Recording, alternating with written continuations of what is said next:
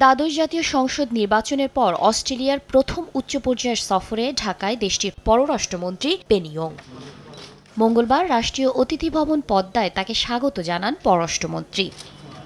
দ্বিপাক্ষিক বৈঠকে বন্ধুত্বপূর্ণ সম্পর্ক আরও এগিয়ে নেওয়ার পাশাপাশি আঞ্চলিক ও বৈশ্বিক নিরাপত্তা, অর্থনৈতিক সম্পর্ক উন্নয়ন ছিল আলোচনায়। পরে যৌথ সংবাদ সম্মেলনে পেনি ইয়ং জানান, এলডিসি গ্রাজুয়েশনে আলাদা আর্থিক সহায়তা, বাংলাদেশের কোস্ট গার্ডের সক্ষমতা বাড়াতে অবদান রাখতে চায় অস্ট্রেলিয়া। রোহিঙ্গাদের ফিরিয়ে নিতে মিয়ানমারকেই সমাধান করতে হবে বলেও জানান তিনি।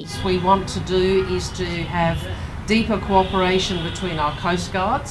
We will bring the head of our coast guard here to talk with the head of your coast guard so that we can have more practical cooperation together. In Myanmar we need a safe and enduring solution to the crisis that allows the Rohingya to realise their goal of a safe return to their homeland. গরম গরম রুটি সাথে সুজির হালুয়া, দুর্দান্ত তীর আটা ময়দার সুজি, কারণ তীর ছাড়া আমার চলেই না।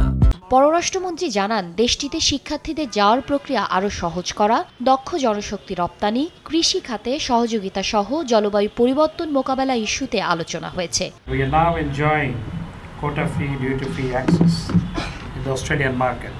Very thankful, Honourable Foreign Minister has said this will continue, though we are going to graduate from LDC to developing country. এর আগে গণভবনে প্রধানমন্ত্রী শেখ হাসিনার সঙ্গে বৈঠক করেন পেনি ইয়ং।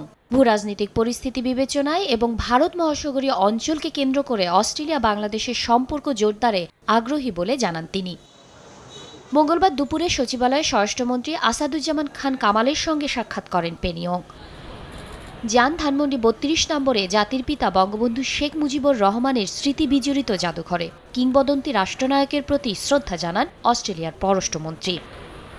দুদিনের এ সফরে বুধবার কক্সবাজারে রোহিঙ্গা ক্যাম্প পরিদর্শনের কথা রয়েছে পেনি ইয়ংয়ের। ওই দিনই ঢাকা ছাড়ার কথা রয়েছে অস্ট্রেলিয়ার পররাষ্ট্রমন্ত্রীর। শাতিলা শারমিন, সময় সংবাদ, ঢাকা।